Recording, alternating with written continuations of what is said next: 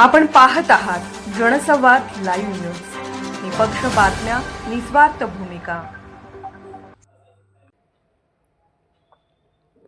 कोकळे ग्रामपंचायतीच्या उपसरपंचपदी सुनीता सुरेश चव्हाण यांची बिनविरोध निवड. कवठेमहांकाळ तालुक्यातील महत्त्वाच्या समजल्या जाणाऱ्या कोकळे ग्रामपंचायतीचे उपसरपंच संजय प्रकाश भोसले यांनी राजीनामा दिल्यानंतर रिक्त झालेल्या पदावर आज सोमवार दिनांक 8 डिसेंबर रोजी सुनीता सुरेश चव्हाण यांची बिनविरोध निवड करण्यात आली. यावेळी लोकनियुक्त सरपंच विजयकुमार तोडकर यांच्या अध्यक्षतेखाली निवड झाली. निवडणूक निर्णय अधिकारी म्हणून ग्रामपंचायत अधिकारी BS बुरटे यांनी काम पाहिले. सुनीता चव्हाण यांचा एकमेव अर्ज आल्याने निवड बिनविरोध झाल्याचे जाहीर केले. निवडीनंतर सरपंच विजयकुमार तोडकर तसेच सर्व ग्रामपंचायत सदस्यांनी सुनीता सुरेश चव्हाण यांचे अभिनंदन केले.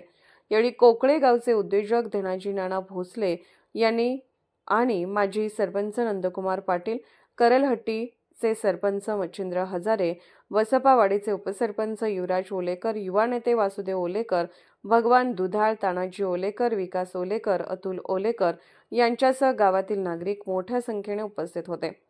तसेच गावाच्या मुख्य पेठेतून DJ व हलगीच्या निनादात भव्य मिरवणूक काढण्यात आली. तसेच सुनीता सुरेश चव्हाण माजी यांची उपसरपंच पदी निवड जाहीर होताच कोकळे गावचे नेते धनाजी नाना भोसले व लोकनियुक्त सरपंच विजयभाऊ तोडकर यांनी दिलेला शब्द पाळला आणि कोकळे गावच्या 40 वर्षाच्या राजकीय इतिहासात पहिल्यांदाच नंदिवले समाजाच्या गळ्यात उपसरपंच पदाची माळ पडली असे डिजिटल झळकू लागले. जनसंवाद लाईव्ह न्यूजसाठी मुख्य संपादक चंद्रकांत जगताप, कवठेमहांकाळ. जनसंवाद लाईव्ह न्यूज चॅनलला लाईक करा, शेअर करा आणि सबस्क्राईब करा.